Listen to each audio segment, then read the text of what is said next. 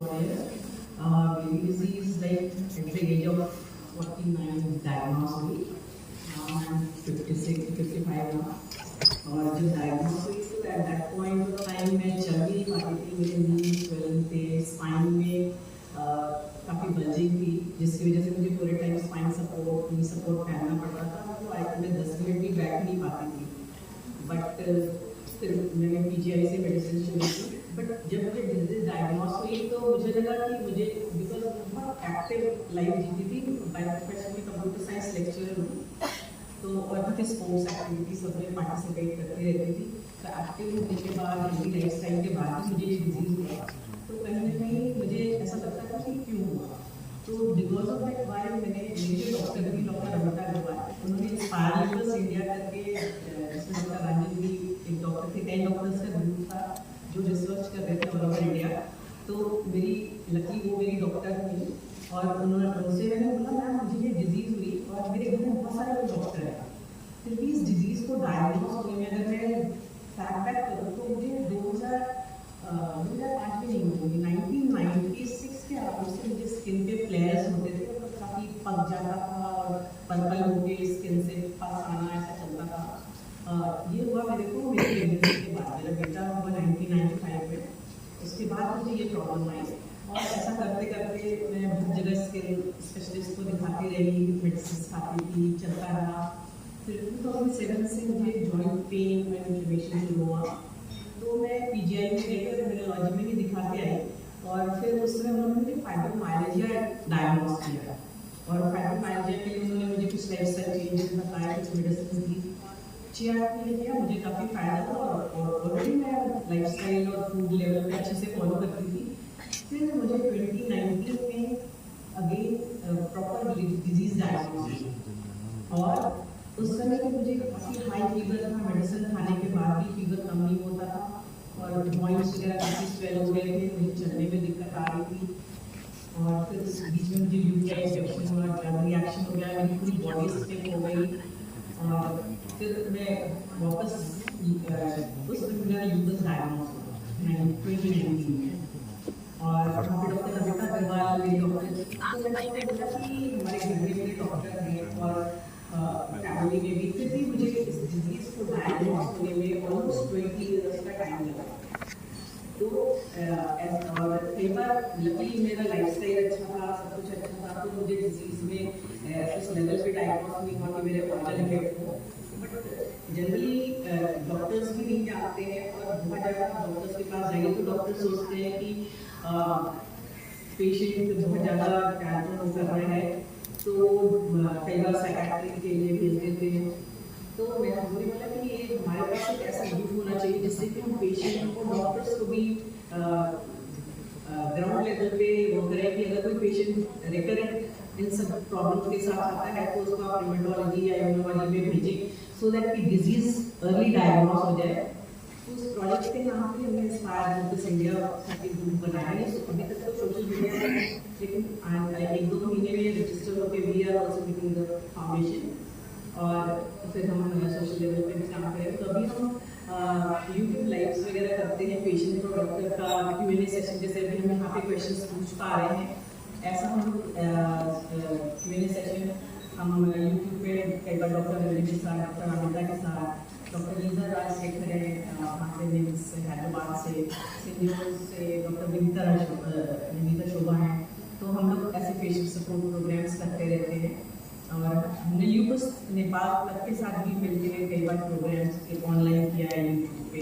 आप inspire India के YouTube site पे जाएंगे तो वो सारे वीडियोस पड़े भी हैं और आप सुन सकते हैं. और हम इंकरेज भी करते हैं कि पेशेंट्स भी अपनी स्टोरी हमें दें और हम उसको शेयर करें, जिससे कि जो लोग इस डिजीज़ के इनिशियल स्टेज में हैं, जिनकी डिजीज़ डायग्नोज नहीं हुई है, वो हमारी स्टोरीज को सुन के अपने को सही जगह पे ले जाके दिखाएं और डिजीज़ डायग्नोज हो जाए, जिससे कि वो अपने ऑर्गन्स को अपने को सेव कर सकें. बिकॉज जो ल्यूपस के साथ है अर्ली डायग्नोसिस अगर हो जाए तो आप आराम से अच्छे लाइफ स्पैन को अच्छी लाइफ जी सकते हैं. तो इसलिए जैसे हमारा ये जो सोशल सर्कल है, कम्युनिटीज़ हैं, ये बहुत इम्पॉर्टेंट है. और इससे कि पेशेंट्स और पेशेंट्स के जो घर वाले हैं उनको भी जानना ज़रूरी है इन सब चीज़ों को कि कोई पर्सन जिसका कि ल्यूपस डायग्नोस हुआ है उसको घर से या सोशल लेवल पे कैसे सपोर्ट मिले, वो पेशेंट अपने आप को लोनली महसूस ना करे।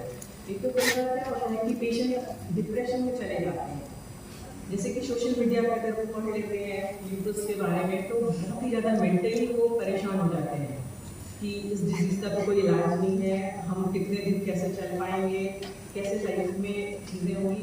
बट ऐसा नहीं है, डॉक्टर्स का रोल एक बहुत इम्पोर्टेंट रोल है, लेकिन कहीं ना कहीं गॉड ने हमें भी वो पावर दी है कि हम अपने आप को एक एक्सेलरेटेड हीलिंग के ट्रैक पे लेके आ सकते हैं। वो हमारा ब्रेन है, हमारा माइंड है कि हम कैसा सोचते हैं अपने डिजीज़ को लेके। अगर हम डिजीज़ को ऐसे लेके सोच लेते हैं कि ये फेटल है, अब हमारा कुछ नहीं होने वाला, तो हम किसी के एंड पे नहीं पहुँचेंगे। कितनी भी दवाइयाँ खाएँ, हमको वो लेवल ऑफ जो कहते हैं ना रिमिशन पे पहुँचना या हीलिंग फास्ट होना वो नहीं हो सकता है। जैसे कि मैं अभी आपको देख के लग रहा है कि कभी मुझे स्पाइन में प्रॉब्लम थी या नी में प्रॉब्लम थी, नहीं ना, मैं आराम से भी बोलेंगे तो मैं पहाड़ पे भी चढ़ के आती हूँ, आप बोलेंगे 2000 टाइगर सीढ़ियाँ भी चढ़ के आती हूँ।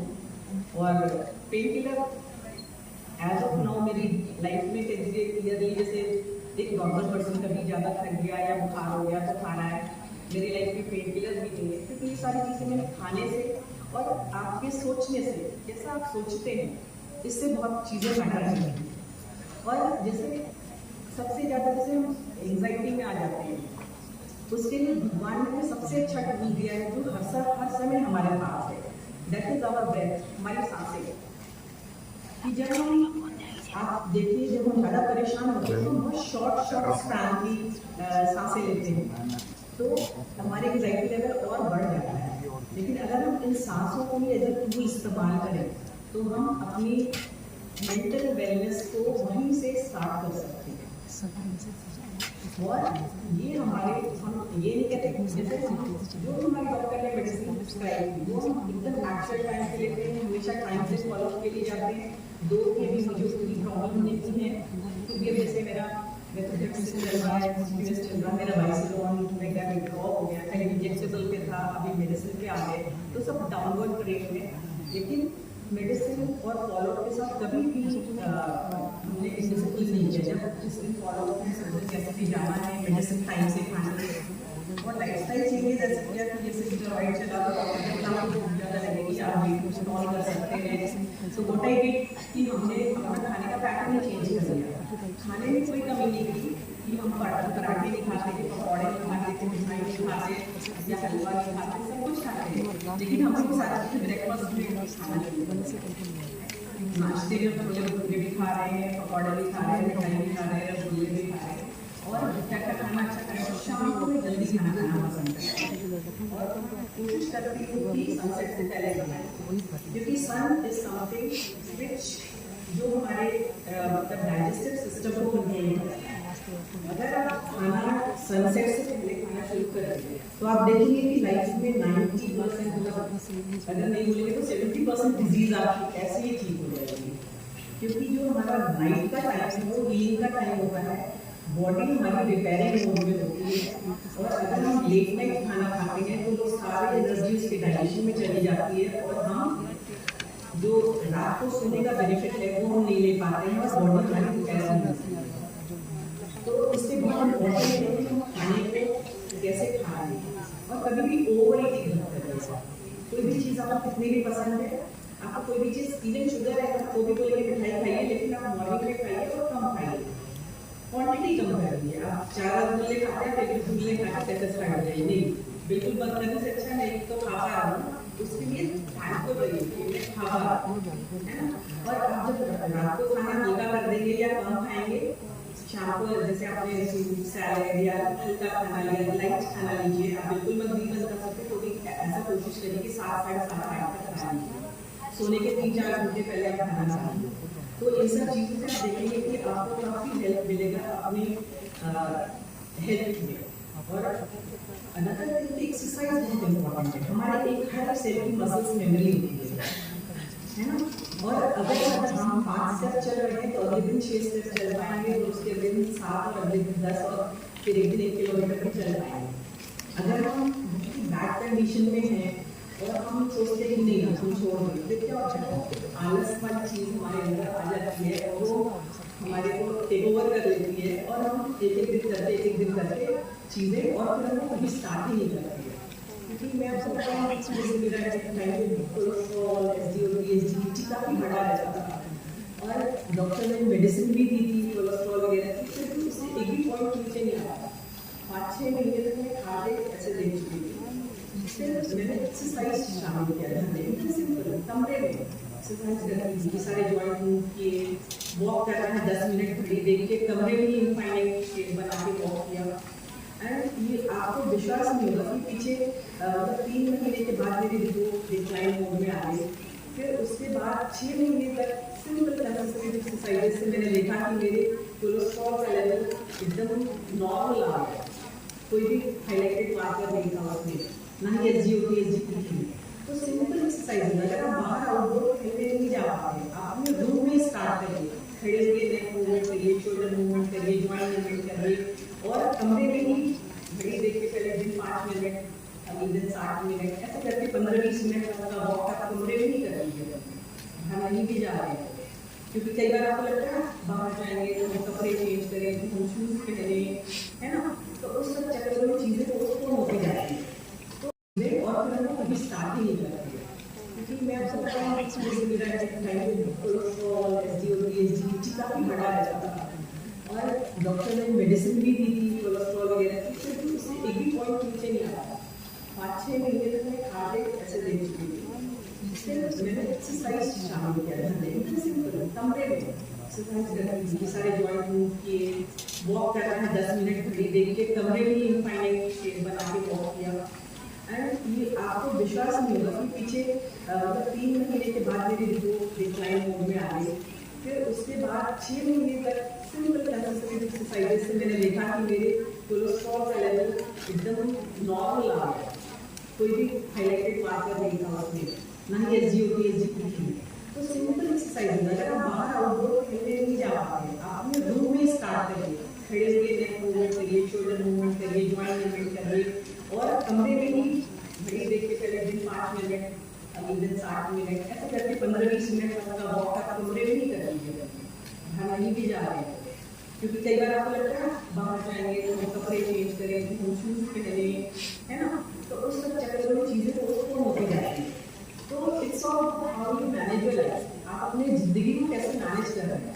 तो दवाएं एक तरफ है और आपका लाइफस्टाइल मैनेजमेंट एक तरफ है। अगर आप अपनी लाइफस्टाइल को भी साथ साथ मैनेज करके चलेंगे तो आप देखेंगे कि आपकी डिजीज बहुत ही जल्दी रिमिशन में आ जाएगी, है ना। और एक पॉजिटिव अप्रोच कि हम मेडिसिन खा रहे हैं तो अच्छे हो रहे हैं, rather than focusing on symptom, जैसे मेरा तो ये बढ़ गया, ये बढ़ गया, तो कहते हैं what we focus that expand. अगर आप डिजीज पे टोटली फोकस नहीं है, डॉक्टर से मिल गया कि डॉक्टर छोड़ गया डिजीज, जो मेडिसिन दिया है उसको खुशी खुशी खाते रहिए और अपने ऊपर काम करिए। क्योंकि what we focus that expand, अगर आप प्रॉब्लम पे फोकस करेंगे तो प्रॉब्लम ही बढ़ती जाएगी, और अगर आप सोचेंगे कि हम हेल्दी हो रहे हैं और अपने ऊपर आप काम करेंगे तो आप देखेंगे कि आप एक्सीलरेटेड प्रोसेस में आप जल्दी वो मेडिसिन आपको फायदा करेंगे। क्योंकि जो ब्रेन है ना वही आपका सॉफ्टवेयर, आपके पास मोबाइल हाथ में होता है, जब एकदम डेटा भर जाता है तो हैंग हो जाता है, आप क्लिक करते हो आगे भी नहीं जाता है, तो आप क्या करते हैं, फॉर्मेट करते हैं या फिर इसमें से जो अननेसेसरी चीजें हटाते हैं। ऐसे ही आपको अपना मेंटल लोड करके है ना, रेगुलर बेसिस पे आप रोज स्नान करते हो, कपड़े बदलते हो, ब्रश करते हो, इतनी बार आप अपने ब्रेन को क्लियर कर सकते हो, जो अपने माइंड में जो आपने दुनिया भर परेशानी इकट्ठा कर रखा है अपनी डिजीज को लेके, ऐसी चीजों को लेके, इतनी बार आप अपने दिमाग की सफाई करने की सोचते हैं। 2-4 मिनट भी अगर आप दें तो आप देखेंगे कि आपको कितना अच्छा लगता है। जैसे मैंने बताया कि जब मैं चल भी नहीं पाती थी तो मैंने उस समय मेडिसिन के पार्ट में कुछ भी छेड़छाड़ नहीं की, जो मेडिसिन चल रही थी वो भी खाया, साथ में मैंने साउंडिंग, एक साउंड थेरेपी होती है वो हमने लिया, और साउंडिंग से मेरे ये फायदा हुआ कि ओवर 6 मंथ टाइम मेरा तो मेरा स्टेरॉइड कम हुआ, फिर मेरा नी का जो प्रॉब्लम था, मैं दोनों नी में सपोर्ट पहनती थी, स्पाइन में सपोर्ट पहनती थी।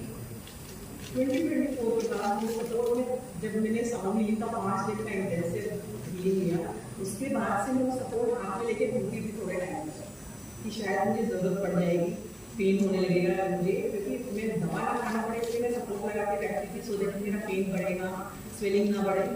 तो उसके बाद से 2024 के बाद से आज तक मेरे को मतलब वो सपोर्ट लगाने की ज़रूरत नहीं पड़ी। एंड पेन किलर आप कह लीजिए तो नेग्लेक्टेबल हो गया, जैसे थोड़ा बहुत बुखार होता है थोड़ा बहुत मेडिसिन खाते हैं, तो वैसे ही कभी कभार 2-4 महीने में एक बार खाना पड़ता है। अदरवाइज मुझे पेन किलर जो कि यूट्यूब का एक बड़ा पार्ट होता है ना, इन्फ्लेमेशन एंड पेन किलर। और अभी आज की डेट में I don't have any pain. तो अगर आप लोग एक्सपीरियंस करना चाहते हैं तो एक छोटा सा साउंड हीलिंग का आपको सेशन दे सकती हूँ, अगर आप लोग भी परमिशन हो तो। इंटरेस्टेड है? अच्छा, तो आप लोग थोड़ा आराम से जो भी सामान हमारे साइड में रख के काम एंड कंपोज शैलो ब्रीदिंग लेते हैं। कई बार लंग्स तक भी प्रॉपर सांस नहीं जाता है, यहाँ से चले जाता है। तो अगर आप डीप ब्रीदिंग लेते हैं तो वो ऑक्सीजन भी हमारे सेलुलर लेवल पे हमारे बॉडी के जाता है, उससे भी हमारी बॉडी में हीलिंग होती है। ठीक है, तो we will do the healing. आप तो सब लोग आराम से कंफर्टेबल पोजीशन में बैठ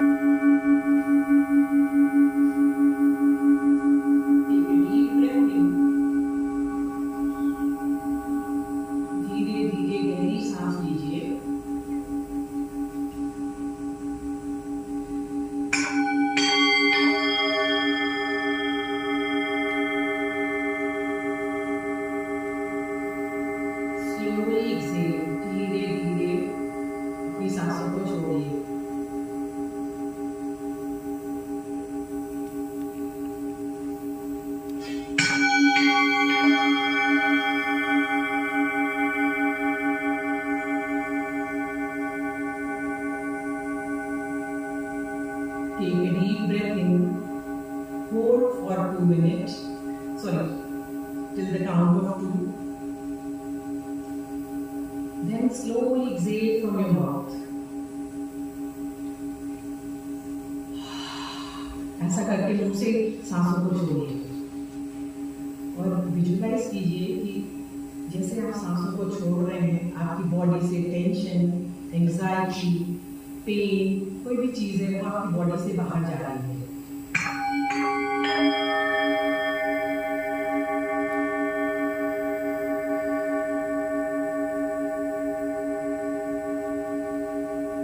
जहाँ भी बॉडी में आपकी पेन है या डिस्कम्फर्ट है, उस जगह पे अपना ध्यान लेके जाइए।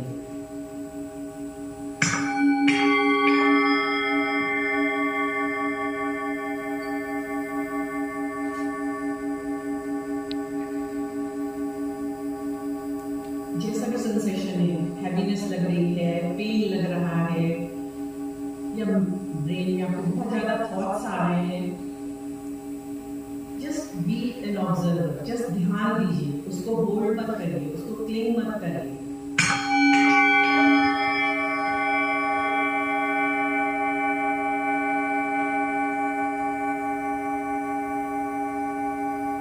नाउ अब उस जगह को देखते हुए आप स्माइल करिए अंदर और बोलिए कि आप जो भी है, पेन है, जिस वजह से भी है, उस रीजन को मैं रिलीज कर रही हूँ। जिसकी वजह से वहाँ पे पेन है या हैवीनेस है या एंजाइटी कहीं पे है, उसको मैं रिलीज कर रही हूँ अपने सिस्टम से। बिकॉज हम ही है जो अलाउ करते हैं, उसको बॉडी में होल्ड करते हैं। तो एज ऑफन हम रिलीज करते रहेंगे तो we will see our body, our system become lighter.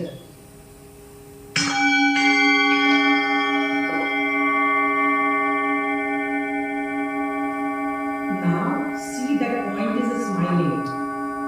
जहाँ पे भी आपको डिस्कम्फर्ट था, पेन था, उसको देखिए और देखिए, सोचिए वो स्माइल कर रहा है and you are smiling back to that point.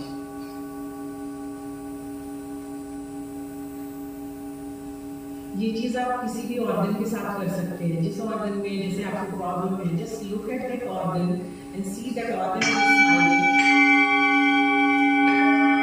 And you are smiling back to that organ. Because जैसे कि अगर आप जग रहे हो तो घर में चोर नहीं आता है, उसी तरह अगर आप उस ऑर्गन को ऑब्जर्व करते रहेंगे तो जो भी बीमारी है वो भी वहां से निकल जाएगी, बिकॉज आप अवेयर हैं, आप जागरूक हैं उस जगह के लिए, है ना।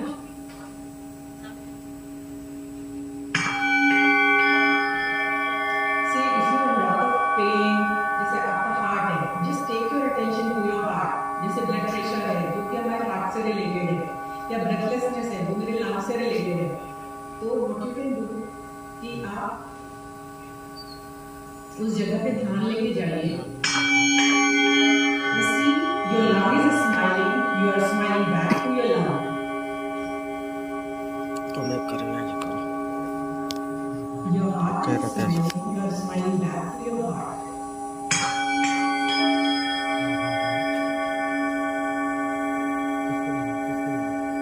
Your liver is smiling, you are smiling back to your liver. Your kidneys are smiling, you are smiling back to your kidneys.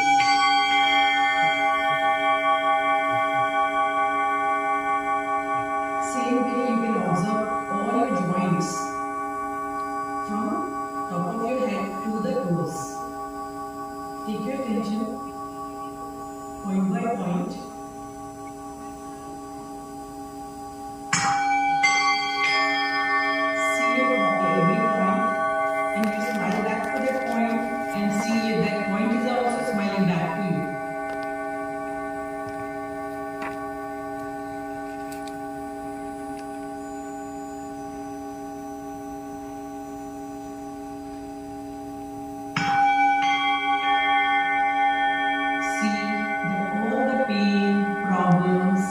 Tensions, anything that is holding at these points you have released. आपने मिलेंगे उस जगह से उनको निकाल दिया है।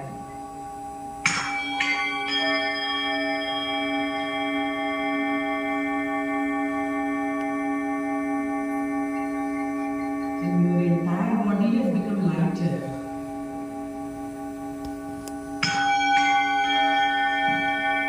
Your mind has become calmer.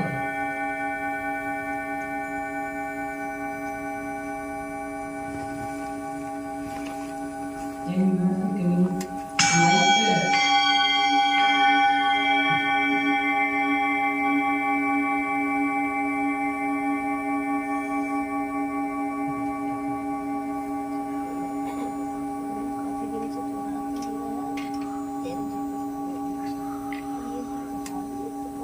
Now you can say, I love myself. Because most of the time we are extrovert. We do not love ourselves. Because of that we have a lot of challenges in our life. Accept yourself as you are. आप जैसे हैं वैसे अपने आप को appreciate करिए।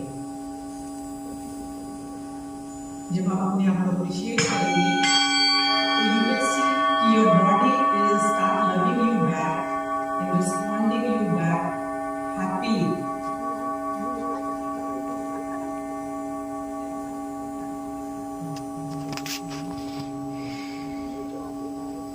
Now bring your attention back to your breath.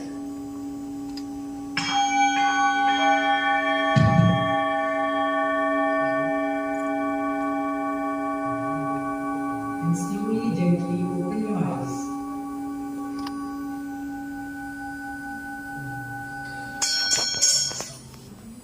मैंने छोटा सा इसलिए ऐसा प्रैक्टिस कराया है कि हर कोई जब आप सो रहे हैं घर में या काम कर रहे हैं, आप अपनी ऑर्गन को या अपनी बॉडी को पार्ट बाय पार्ट स्कैन करिए और ऐसे देखिए कि वो पार्ट आपको स्माइल कर रहा है और आप उसको देख के स्माइल कर रहे हैं। When you start talking to your organ, आप अपने ऑर्गन से बात करेंगे तो आपको जब आप एड्रेस करेंगे उसको तो that organ also feel love, उसको लगे हाँ मेरे को ध्यान दे रहे हैं, मेरे को एज अ होल, जैसे हम कितनी बार ध्यान देते हैं, नहीं ध्यान देते हैं, है ना। तो जब उसको लगेगा वो जब आप लव फील करते हैं तो आप हैप्पी फील करते हैं तो आप हेल्दी भी फील करते हैं। तो ऐसे ही वो ऑर्गन भी आप देखेंगे धीरे धीरे ओवर द टाइम ट्रांसफॉर्म हो जाएगा। आप करके देखिए, आपको विद इन वीक डिफरेंस महसूस होने लगेगा। और ये आप कभी भी कर सकते हैं, आप जैसे कैब में बैठ के जा रहे हैं, कुछ नहीं कर रहे, instead of scrolling the mobile आप अपना इंटरनल ध्यान लगाइए। बैठे बैठे आप खुली आंखों से भी ध्यान लगा सकते हैं। You just need to talk internally, है ना। आपको अपने एक ऑडियंस से बात करना है और करना है, या सोने जाने से पहले तो जरूर करें, क्योंकि कहते हैं जब आप सोते हुए कोई चीज़ करते हैं तो हमारे सबकॉन्शियस में चलता रहता है ब्रेन, तो रात भर ऐसे चलेगा तो आप अपनी बॉडी को हील महसूस करेंगे और लाइट महसूस करेंगे। कैसा लगा आप लोगों को ये प्रोसेस? बहुत अच्छा, सिंपल है। आप कभी